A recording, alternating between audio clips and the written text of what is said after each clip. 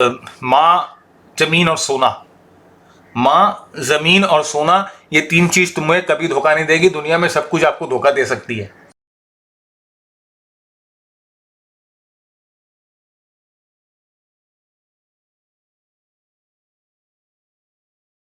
नमस्कार दोस्तों, मैं भरत झुंझुनवाला आप सबका स्वागत करता हूं आपके अपने YouTube चैनल पे। वीकेंड का समय है और वीकेंड बाजार शॉर्ट्स का भी टाइम है, वीकेंड बाजार एनालिसिस का भी टाइम है। निफ्टी बैंक निफ्टी, देखिए अगर मैं समराइज करना चाहूँ तो नॉन इवेंट फुल वीक रहा। हाँ, डेली बेसिस पे अगर आप देखो तो काफ़ी इवेंटफुल रहा, लेकिन वीकली बेसिस पे एकदम नॉन इवेंट रहा। बात करेंगे दो तीन स्टॉक्स की जो अच्छी तरह से प्लेस्ड हैं। बात करेंगे ग्लोबल मार्केट्स की, बात करेंगे क्रूड ऑयल की, और हाँ, एक ऐसे मेटल की बात करेंगे, एक ऐसे इंस्ट्रूमेंट की बात करेंगे जो मेरे ख्याल से 2022 में रूल कर सकता है। 2022 में आपको अनलिमिटेड रिटर्न दे सकता है। तो बने रहिए हमारे साथ।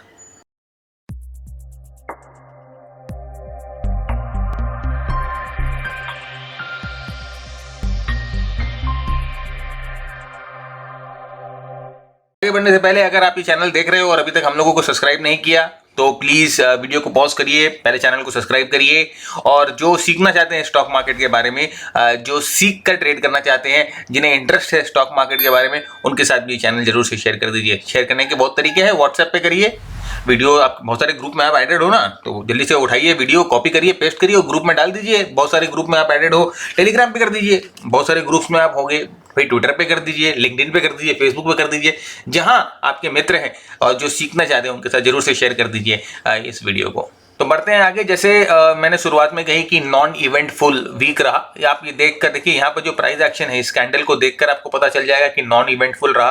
राइट, ओपन और क्लोज बहुत कम है। और अगर आप लास्ट वीक के क्लोज से इस वीक के कंपेयर करो, लास्ट वीक का क्लोज था 17,355, इस वीक का क्लोज था 17,278। तो आप देखो 1% का मूव भी वीकली बेसिस पे निफ्टी में हम लोगों को नहीं मिला। और पिछले 4 हफ्तों से निफ्टी वही करते जा रही है, हमें कोई मूवमेंट नहीं दे रही है। साइडवेज कंसोलिडेशन है और निफ्टी इनडिसिसिव है। अभी भी कोई भी डिसीजन निफ्टी नहीं ले पा रही है। इंपॉर्टेंट ऑब्जर्वेशन नोटिस में ये है कि वापस यहाँ पर देखिए, ये अपने 200 दिन के मूविंग एवरेज पे आ चुकी है, 200 पीरियड मूविंग एवरेज पे आ चुकी है, जो कि एक इंपॉर्टेंट इवेंट है। यहाँ पर अगर इसको ब्रेक करती है, जब मेरे ख्याल से जो एक बॉर्डर था, जो एक सीमा थी जो बुल्स ने बचा के रखी थी, वो फिलहाल टेम्पररी टूट जाएगी और निफ्टी यहाँ से वापस करेक्शन दे सकता है लोस के पास। वापस जो 16,400 का लेवल्स हम लोगों को देखने मिल सकता है। I am afraid to say that. देखिए यहाँ पर एक इम्पॉर्टेंट जो सपोर्ट जोन है, तो मेरे ख्याल से अगर ये जो 200 दिन की मूविंग एवरेज है, 200 दिन की जो रेखा है, ये अगर टूट जाएगी तो हम वापस there is a high probability कि हम वापस इस हैमर के लो को टेस्ट करें या इस डिमांड जोन को टेस्ट करें। वॉल्यूम्स काफ़ी ज़्यादा है इस वीक में, तो कुछ ना कुछ इंपॉर्टेंट डिसीजन लिया गया है। ऑफ कोर्स मैं इस चीज़ को कभी भी नकारूंगा नहीं कि वॉल्यूम्स इज अबव एवरेज। बहुत अच्छा वॉल्यूम, ऐसा वॉल्यूम देखने को मिला नहीं है, अबव एवरेज है। तो मेरे ख्याल से आने वाले वीक में जो मंडे टू फ्राइडे है, एक डिसिसिव मूव हमें मिल जाएगा और हमें इस चीज़ की क्लैरिटी आ जाएगी कि निफ्टी क्या करने जा रही है। देखिए जियोपॉलिटिकल बहुत सारे इश्यूज है, राइट। हम रोज कभी सुनते हैं कि रशिया ने ट्रूप विड्रॉ कर ली, रशिया के ट्रूप अभी भी वहीं है, रोज ये सब चीज़ सुनते हैं और ये सिर्फ वॉलेटिलिटी बढ़ाती है, राइट। और लेकिन वीकली बेसिस पे अगर आके देखें तो कुछ नहीं हुआ है, आराम से। तो वीकली चार्ट्स जो आपको क्लैरिटी प्रोवाइड करते हैं, वो day to day daily chart आपको क्लैरिटी प्रोवाइड नहीं करेंगे। सो नॉन इवेंटफुल है मेरे लिए, तो चाहे ड्यूरिंग द वीक चाहे जितना भी हुआ हो, अगर वीकेंड पे आके चार्ट देखता हूं तो मुझे तो कुछ भी इवेंट नहीं दिखाई देता है। यही कंसोलिडेशन में निफ्टी दिखाई दे रहा है। तो जरूरी है रेंज का टूटना, और एक बार ये जो ऊपर या नीचे का रेंज, जो ऊपर की रेंज है 17,500, नीचे का रेंज है 16,800, जब तक इस रेंज के बीच में निफ्टी है तब तक ये कंसोलिडेशन बना रहेगा। Once this range is broken then उसके बाद ही कोई डिसिसिव मूव ऊपर या नीचे की तरफ देखा जाएगा। तो अगर हमें एक बायस बना के चलना है वीकली में, एक वीक में एक बायस लेके चलना है, नेक्स्ट वीक में अगर हम कुछ बैक ऑफ द माइंड ध्यान रखें तो हमारा न्यूट्रल बायस है, हम एकदम न्यूट्रल बायस के साथ जा रहे हैं। जैसे जैसे मार्केट जहां जहां रुख मोड़ेगी वहां हम मुड़ जाएंगे। अब आ जाते हैं डेली चार्ट पे। डेली चार्ट पे देखिए, मैंने यहाँ पर एक इंपॉर्टेंट सप्लाई एरिया ड्रॉ करके रखा है। अगर आपने ट्विटर पे मेरी ट्वीट्स को भी देखा होगा तो बार बार मैंने एक ही ट्वीट किया था कि जब तक ये जोन नहीं टूटेगा, 17,500 का जोन नहीं टूटेगा। देखिए फ्राइडे को भी मैंने ट्वीट किया था कि 17,500 का जोन जो टूटना बहुत ज़रूरी है, और देखिए 17,500 का जोन नहीं टूट रहा है। आप इस चीज़ को समझने की कोशिश करिए, 17,500 का जोन नहीं टूट रहा है। ये एक बहुत इंपॉर्टेंट सप्लाई जोन बन के आ रहा है। और यहाँ पर देखिए जो हमारा मीडियम टर्म मूविंग एवरेज है किस तरह से इसको एज ए रेजिस्टेंस की तरह एक्ट कर रहा है और किस तरह से प्राइस को बार बार नीचे की तरफ पुश कर रहा है। तो बहुत इंपॉर्टेंट लेवल पे आके रुक गया। ये बहुत इंपॉर्टेंट सप्लाई जोन है, और अगर हम यहाँ से एक ट्रेंड लाइन को खींचना चाहे, छोटा ट्रेंड लाइन यहाँ से बन सकता है, तो देखिए आपको समझ में आएगा कि हम एक टाइप ऑफ डायगोनल पैटर्न में, एक वेज फॉर्मिंग पैटर्न में चले जा रहे हैं। तो जब तक यहाँ से ब्रेकआउट नहीं मिलता, जब तक हम इस सप्लाई जोन को नहीं तोड़ते हैं, मेरे ख्याल से हमें साइडवेज मूवमेंट, जो एक कंसोलिडेशन का फेज है, जो साइडवेज का फेज है, वो बरकरार रहेगा। और देखिए निफ्टी को देख कर अगर आप सोचोगे कि मैं ट्रेडिंग कर लूँ तो वो नहीं चलेगा, राइट, क्योंकि अभी इस तरह के मूव के बाद जो अगर निफ्टी साल भर भी कंसोलिडेट कर जाए तो ये बहुत जाहिर सी बात है, राइट। इसको आप नकार नहीं सकते कि निफ्टी एक साल कंसोलिडेट कर सकती है, तो वो कर सकती है, इसमें कोई भी दिक्कत नहीं है। हम उसको एक नॉर्मल चीज़ लेके चलते हैं। और देखिए अगर हम ऐसे बात करें, जनरली मैं ये इतना बड़ा प्रीव्यू नहीं देखता हूँ, लेकिन क्योंकि अभी बात करते करते आपसे बहुत चीज़ें जो है निकल जाती हैं, तो मैं आपको दिखाना चाहता हूँ कि एक्सपेक्टेड लाइंस निफ्टी की क्या लग रही है। ये निफ्टी मेरे ख्याल से एक बड़ा ट्रायंगल बनाने के मूड में है, राइट। यहाँ पर देखिए ये ए है, ये बी है, यहाँ पर सी बनाया, मोस्ट प्रोबेबली यहाँ पर एक डी बनेगा, फिर यहाँ पर एक ई बनेगा, और उसके बाद मेरे ख्याल से इस तरह से एक ब्रेकआउट होगा। तो एक बड़ा ट्रायंगल बनाने के मूड में, अगर ये फॉर्मेशन बना रहा है तो एक बड़ा ट्रायंगल बनाने के मूड में है, और उसके बाद ही यहाँ से हम लोगों को ब्रेकआउट मिले। तो ये जो ट्रायंगल है ये एक तरह से टाइम करेक्शन जिसे बोलते हैं वो हम लोगों को दे रहा है। बेसी ज़्यादा जो है वो मेल्ट नहीं करेगा, ज़्यादा करेक्ट नहीं करेगा, और मेरे ख्याल से इसी कंसोलिडेशन में आने वाला पूरा साल गुजार देगा। लेकिन हाँ, एक इंस्ट्रूमेंट है जिसको आप इन्फ्लेशन को बीट कर सकते हो और अपने पोर्टफोलियो गेंस को बचा सकते हो, वो हम आगे डिस्कस करेंगे, बने रहिएगा हमारे साथ। तो ये निफ्टी के बारे में हम लोगों ने देख लिया कि एक इंपॉर्टेंट जो सप्लाई जोन मैंने मार्क किया था वो इंपॉर्टेंट सप्लाई जोन है। जब तक ये सप्लाई जोन से बाहर नहीं निकलती निफ्टी, तब तक मेरे ख्याल से हम इसी रेंज में, इसी जोन में भटकते रहेंगे। और एक बार अगर ये 200 दिन का मूविंग एवरेज टूटता है, देन जो हम ये एक्सपेक्ट कर सकते हैं निफ्टी जो है वापस नीचे का रास्ता पकड़ के 16,000 लेवल्स और उसके नीचे भी आ जाए। वो खैर बात की बात है, पहले हम यहाँ तक की बात करते हैं। Let us take one thing at a time, right. अब हम आते हैं वीकली चार्ट्स पे। देखिए बैंक निफ्टी के वीकली चार्ट पे आते हैं, तो बैंक निफ्टी के वीकली चार्ट पे भी देखिए आपको सिर्फ और सिर्फ जो इनडिसीजन दिखाई देगा। ऐसा नैरो रेंज जो कैंडल है, नैरो क्लोज है, ऊपर भी वीक है, नीचे भी टेल है, ऊपर भी वीक है, नीचे भी टेल है, ऊपर भी वीक है, नीचे भी टेल है। तो ये जो है फ्रेंड्स, ये पूरा इनडिसीजन आपको बताता है कि एक बहुत ज़बरदस्त इनडिसीजन में घिरा हुआ है। लोगों को, जो पार्टिसिपेंट्स हैं वो नहीं समझ पा रहे हैं कि क्या करना है, राइट। जो जियोपॉलिटिकल सिचुएशंस है वो भी अभी ट्रेडर्स को, जो बड़े ट्रेडर हैं, छोटे ट्रेडर, सब देखिए, सब पैसे तो सबको प्यारे हैं, चाहे वो FIIs हो, चाहे DIIs हो, चाहे इंस्टीट्यूशंस हो, चाहे बड़े HNIs हो, पैसे तो सबको ही प्यारे हैं। तो जब ऐसा केओस होता है ना, इसे हम वुका बोलते हैं, वुका, VUCA। This situation is called VUCA। तो वुका का मतलब फ्रेंड्स होता है, V stands for volatility, U stands for uncertainty, C stand for chaos, और A स्टैंड्स फॉर एम्बिग्यूटी।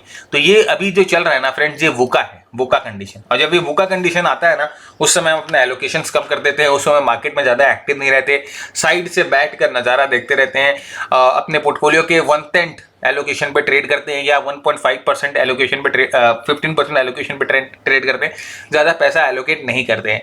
तो ये चीज़ ध्यान रखिएगा कि इनडिसिसिव है पूरा, अभी आगे कुछ नहीं दिखाई दे रहा। अगर आप RSI को भी देखो तो 60-40 के रेंज में चला गया है, जो कि बताता है कि वापस जो है एक रेंज में आ गया है। तो बायस वही है, we are neutral on bank Nifty, और एक न्यूट्रल स्टांस लेके ही आगे जाएंगे, जो प्राइस बताएगी वैसे करेंगे। अभी we are not going to time the markets. आगे हम देखें, अगर जो डेली चार्ट पे मैं आपको आके दिखा रहा हूँ छोटे टाइम में, तो ये देखिए ये बहुत इंपॉर्टेंट स्विंग है। यहाँ पर आप देखो एक शार्प मूव हमें नीचे की तरफ मिलती है। ये जो ट्रेंड लाइन है 45 डिग्री की trend line, strong trend line है। और यहाँ पर भी देखिए आपको एक वेज टाइप का फॉर्मेशन बनाते हुए बैंक निफ्टी दिखाई देगा, और इस वेज को बहुत अच्छी तरह से फॉलो कर रहा है। तो जब तक इस वेज के अंदर है बैंक निफ्टी, जब तक इस वेज के अंदर है bank Nifty, it is expected to move within this wedge in this manner. मेरे ख्याल से दिस विल कंटिन्यू। एक तरह का आपको शेकआउट दे रहा है, एक तरह का आपको परेशान कर रहा है, एक बार बढ़ा रहा है, एक बार घटा रहा है, एक बार बढ़ा रहा है, एक बार घटा रहा है। So I think that bank Nifty is into type of consolidation. और ये देखिए 200 दिन का मूविंग एवरेज है, तो पूरा कंफ्यूजन क्रिएट कर रहा है। तो जब तक एक डिसिसिव मूव नहीं मिले ऊपर या नीचे, मेरे ख्याल से बैंक निफ्टी इसी तरह से एक्सक्यूज मी मूव करते रहेगा। तो अभी हम बैंक निफ्टी में भी ट्रेड नहीं करना चाहता मैं, राइट, क्योंकि देखिए लास्ट अगर आप देखोगे तो अगर आप 14 को क्या हुआ, एक बड़ा गैप डाउन हुआ, नीचे खुला, सब बेयर्स को कन्विंस करते हैं, जितने भी सेलर्स को कन्विंस मार्केट ने कन्विंस किया कि भैया आ जाओ, अब यहाँ पर जबरदस्त शॉर्ट्स मिलना शुरू करो। और नेक्स्ट ही कैंडल में आप देखिए कितना बड़ा एक बाउंस बैक दे दिया, राइट। तो देखिए इस तरह की जो मूवमेंट है ये बहुत वॉलेटाइल कंडीशन है अभी, और मार्केट्स खुद को डिसाइड नहीं कर पा रही है, मार्केट्स खुद डिसाइड नहीं कर पा रही कि मार्केट्स को क्या करना है। तो अपने को आउट है, जब मार्केट नहीं डिसाइड कर पा रही है क्या करना है, तो हमारे जैसे ट्रेडर्स कैसे डिसाइड करेंगे, राइट। हम तो मार्केट के सामने तुच्छ हैं, बच्चे हैं, तो हमें मार्केट से आउट रहना है। और मतलब कि खासकर बैंक निफ्टी के अगर फ्यूचर्स, खासकर डेरिवेटिव्स में अगर आप ट्रेड कर रहे हो, तो प्लीज अभी टाइम नहीं है, अभी टाइम नहीं है एडवेंचरस होने का। एक बार क्लैरिटी आने दीजिए ट्रेंड की, ऊपर की तरफ या नीचे की तरफ, उसके बाद डेरिवेटिव्स में मजे से ट्रेड करिए। तो ये 200 दिन का मूविंग एवरेज है, इसके आसपास ही मजा आएगा और समझ में आएगा कि बैंक निफ्टी क्या करना चाह रही। तो दोनों डिसिसिव है, एक इंपॉर्टेंट जोन पे आके रुके हुए हैं बैंक निफ्टी और निफ्टी, दोनों ही एक इंपॉर्टेंट जोन पे हैं। नेक्स्ट अगर हम बात करते हैं क्रूड ऑयल की, अब हम आते हैं क्रूड ऑयल पे। क्रूड ऑयल काफ़ी चर्चित रहा, राइट, और क्रूड ऑयल में हम लोगों ने काफ़ी मूवमेंट भी देखी। तो यहाँ पर देखिए क्रूड ऑयल एक यहाँ पर बेरिश एंगल्फिंग कैंडल बनाता है और वापस करेक्शन यहाँ पर देता है। तो क्रूड ऑयल को अगर मैं वीकली चार्ट पे आपको देखूँ, तो वीकली चार्ट पे यहाँ पर पहले तो एक hanging man sort of pattern बन रहा है, राइट, और उसके बाद ये स्पिनिंग टॉप बन रहा है। तो मेरे ख्याल से क्रूड ऑयल भी एक रेंज में जा चुका है। तो देखिए सब जितने इंटर रिलेटेड इंस्ट्रूमेंट्स हैं, जितने इंटर मार्केट एनालिसिस जिससे हम करते हैं, सारे रेंज में जा चुके हैं। क्रूड ऑयल भी एक रेंज में जा चुका है। जब तक ये रेंज क्रूड ऑयल नहीं तोड़ता है, तब तक we are not going to trade into crude oil. और ये अगर देखिए क्रूड ऑयल गिरना शुरू करती है, तो आपने बहुत जगह ये सुना होगा कहते हुए कि भाई क्रूड ऑयल अगर बढ़ेगा, तेल का दाम बढ़ेगा, तो स्टॉक मार्केट के लिए अच्छा नहीं है। एकदम बकवास बात है ये, राइट। अगर आप क्रूड ऑयल और निफ्टी के चार्ट्स को कंपेयर करो, तो आपको समझ में आ जाएगा कि दोनों में पॉजिटिव कोरिलेशन है। तो मीडिया में जितने भी बात और चर्चा होती है ना, सब फालतू बातें होती है। आप जो अपने आंखों से अगर आप देख के विश्वास कर सकते हो, उसी पे विश्वास करो, नहीं तो otherwise you are bound to fail.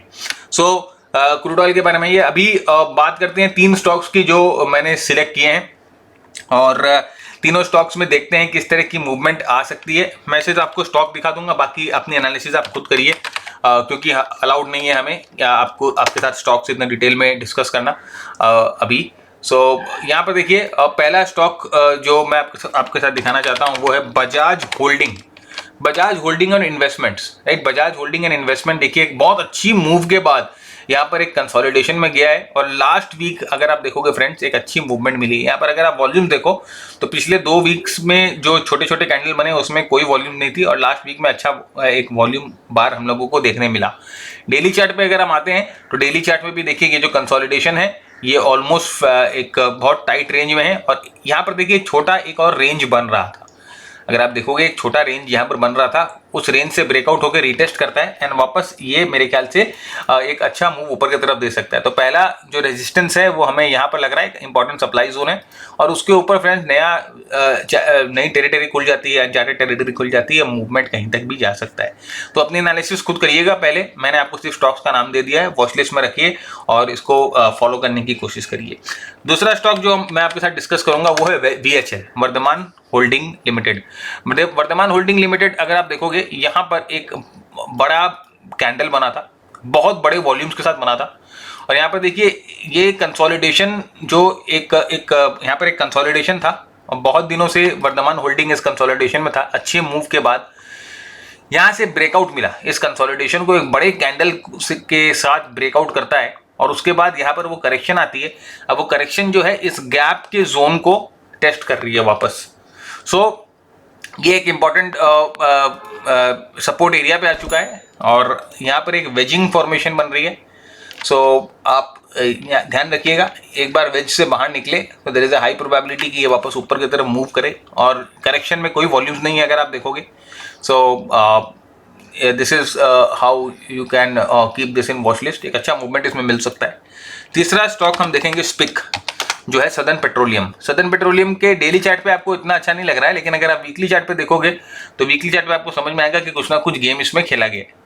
तो देखिए एक इनवर्स हेड एंड शोल्डर मुझे पहले दिखाई दिया, मैंने जो फर्स्ट जो इम्प्रेशन मेरा पड़ा वो एक इनवर्स हेड एंड शोल्डर का पड़ा यहाँ पर इस तरह से, और उसके बाद एक अच्छा मूवमेंट इस कैंडल में दिखाई दिया। यहाँ पर देखेंगे अगर आप, ये शूटिंग स्टार के बाद जो सेलिंग आई है फ्रेंड्स, वो सेलिंग में उतनी दम नहीं है और उसके बाद ये बड़ा कैंडल बनता है अपने मूविंग एवरेजेस के कन्फ्लुएंस के बाद।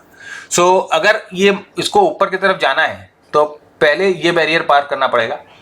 तो अगर ये ऊपर की तरफ जाता है तो यहाँ पर अगर रुकता है then it is not good, लेकिन अगर हाँ इस बैरियर को पार करके ऊपर की तरफ चले जाता है then I think that Southern Petroleum can make a good move, right. और ये ऑल टाइम हाइज, अपने लाइफ टाइम हाइज के बाद लाइफ टाइम हाई बना के वापस रिटेस्ट करके वापस ऊपर जा रहा है।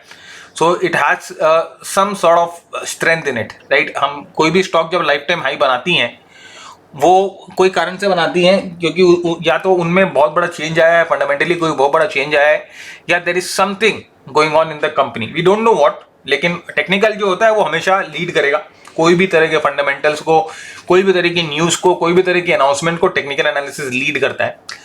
वो अगर आप ठीक से टेक्निकल एनालिसिस जानते हो, ठीक से टेक्निकल एनालिसिस को समझ सकते हो, तो आप भी हमेशा एक कदम आगे रहेंगे मार्केट से। मैं आपको इस चीज़ की गारंटी देता हूँ। बस आपको समझना होगा, सिर्फ आपको एक नैक लेना होगा और धीरे धीरे आप अकस्टम्ड हो जाएंगे और आप हमेशा मार्केट से आगे ही रहेंगे। सो बात हो गई, हम लोगों ने देख लिया निफ्टी, बैंक निफ्टी, हम लोगों ने तीन स्टॉक्स की बात कर ली, हमने क्रूड की बात कर ली। अब हम बात करेंगे गोल्ड की। फ्रेंड्स कोल्ड बहुत ज़बरदस्त मोमेंट पे है और मैं वीकली चार्ट्स से शुरू करूंगा। मैं पहले आपको इंडिया का गोल्ड नहीं, मैं आपको बाहर के मार्केट्स में जो गोल्ड है उसकी बात मैं करना चाहता हूं। तो first let us talk about, मैं बाहर के मार्केट्स में जो गोल्ड है उसकी बात करना चाहूँ। देखिए लास्ट वीक भी मैंने आपके साथ गोल्ड डिस्कस किया था, इस वीक भी मैं आपके साथ गोल्ड डिस्कस कर रहा हूँ। इवन आप हमारे अगर वेबसाइट पे जाओगे तो हर एक दिन मार्केट बंद होने के बाद हम अपनी एक एनालिसिस वहाँ पोस्ट करते हैं, आप वो जाके एनालिसिस पढ़ सकते हो। वहाँ पर भी हम डिटेल में डिस्कशन करते हैं इंडेक्स के बारे में कि आज इंडेक्स कैसा रहा। तो ये हमारी वेबसाइट है प्रो RSI, और आप जैसे यहाँ ब्लॉग में जैसे ही जाओगे और ब्लॉग में आके देखिए, यहाँ पर आपको ये ट्रेंड रिपोर्ट मिलेगी और आप इस ट्रेंड रिपोर्ट में बेसिकली हमारा व्यू जान सकते हो निफ्टी के बारे में, बैंक निफ्टी के बारे में, और कोई चीज़ जो हमें लगेगी कि अच्छा मूवमेंट कर सकती है उसके बारे में हमारे पर व्यू जो है रोज़ पोस्ट करते हैं। तो आप जाके इसको वहाँ पर रेफर कर सकते हो। खैर अभी आते हैं और हम आपके साथ गोल्ड डिस्कस करना चाहते हैं। देखिए एपिसोड के शुरुआत में मैंने आपको कहा कि ये जो चीज़ है ये 2022 का किंग हो सकता है। ये 2022 में हर एक एसेट क्लास को बीट कर सकता है। इसका कारण ये है कि एक बहुत बड़े कंसोलिडेशन, ये देखिए ये जो टॉप बनाया था अगस्त में, उसके बाद ये पूरा कंसोलिडेट कर रहा है और ये पिछले कई महीनों से कंसोलिडेट कर रहा है। अगर आप इसकी कंसोलिडेशन को देखो तो यहाँ से कंसोलिडेशन शुरू हुई थी, ये करेक्शन खत्म होने के बाद यहाँ से मूवमेंट ऊपर की तरफ आई और ये जनवरी 21 से पिछले एक साल से कंसोलिडेट कर रहा है। ये एक साल का कंसोलिडेशन अगर ब्रेक होगा फ्रेंड्स, तो आप जस्ट मूवमेंट का अंदाजा लगाइए कि कितना बड़ा मूव ऊपर की तरफ मिल सकता है। जितना बड़ा कंसोलिडेशन होता है, जितना बड़ा बेस होता है, उसका ब्रेकआउट जब मिलता है तो जो मूव होती है वो उतनी बड़ी मिलती है। आप सिर्फ अंदाजा लगा सकते हैं कि कितना बड़ा मूव हम लोगों को ऊपर की तरफ मिल सकता है। मंथली चार्ट में आते हैं तो मंथली चार्ट में देखिए और भी साफ साफ आपको दिखाई देता है प्योर स्ट्रेंथ दिखाई दे रहा है। देखिए यहाँ पर इस कैंडल को देखिए और ये वॉल्यूम को देखिए, इंपॉर्टेंट है। देखिए यहाँ पर एक सप्लाई कैंडल थी और ये सप्लाई कैंडल के ऊपर जा चुकी है। अभी मंथ बाकी है, अभी 2 हफ्ते बाकी है इस मंथ में।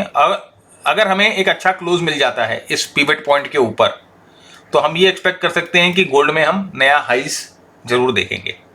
सो फ्रेंड्स, इसको अपने वॉच लिस्ट में रखिए। अगर आप डायरेक्ट, मैं किसी को भी कभी भी ये सजेशन नहीं कर देता कि MCX में जाके डायरेक्ट फ्यूचर्स को ट्रेड करिए। ETFs एक बहुत अच्छा तरीका है पैसिव इन्वेस्टमेंट का गोल्ड में, और गोल्ड हमेशा आपके पोर्टफोलियो में रहना चाहिए। It is a hedge against market volatility, hedge against inflation. तो मेरे ख्याल से आपके पोर्टफोलियो का 10 से 15% जो हिस्सा है वो गोल्ड के लिए एलोकेटेड होना चाहिए। जब भी गोल्ड गिरता है, जब भी गोल्ड गिरने वाले फेज में होता है, राइट, इस फेज में गोल्ड रहता है, गिरने वाले फेज में होता है, कंसोलिडेशन के फेज में होता है, उस समय गोल्ड में आपको शिप करनी चाहिए, धीरे धीरे गोल्ड को एक्यूमुलेट करना चाहिए। तो इस कंडीशन में जब अनसर्टेनिटी रहती है, जब वोलेटिलिटी रहती है, जब इन्फ्लेशन बढ़ता है, उस समय क्या होता है, गोल्ड विल लीड। तो इस समय के लिए आपको गोल्ड रखना चाहिए। गोल्ड ऑफ कोर्स हम इंडियंस के लिए it is a very auspicious metal, बहुत ऑस्पिशियस मेटल माना जाता है, बहुत काम का मेटल माना जाता है। सो जैसे मेरे पापा कहते हैं कि माँ, जमीन और सोना, माँ, जमीन और सोना, ये 3 चीज तुम्हें कभी धोखा नहीं देगी। दुनिया में सब कुछ आपको धोखा दे सकती है, राइट। तो माँ, जमीन और सोना कभी धोखा नहीं देगी। तो ये सोना ऑफ कोर्स उसी का पार्ट आता है। तो गोल्ड को आप अपने पोर्टफोलियो में जरूर रखिए। एक इंपॉर्टेंट मूवमेंट यहाँ पर हम लोगों को मिल सकता है, गोल्ड में कुछ मूवमेंट दिखती है।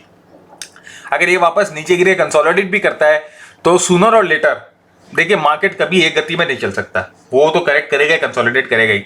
तो gold will be a leading instrument. और जिस हिसाब से मूवमेंट आ रही है, जिस हिसाब से अभी वॉलेटिलिटी हम लोगों को देखने मिल रही है, जिस तरह से कंफ्यूजन देखने को मिल रही है, मेरे ख्याल से 1 साल तक अगर यहाँ पर मार्केट कंसोलिडेट कर जाएगा तो गोल्ड ही लीडर होगा। तो फ्रेंड्स, ये था आज का एपिसोड। उम्मीद करता हूँ आपको पसंद आया तो लाइक, शेयर, कमेंट जरूर करें। तब तक के लिए मैं भरत झुनझुनवाला आपसे इजाजत मांगता हूँ। Keep earning, keep learning, keep sharing. जय हिंद, जय भारत, स्टे सेफ।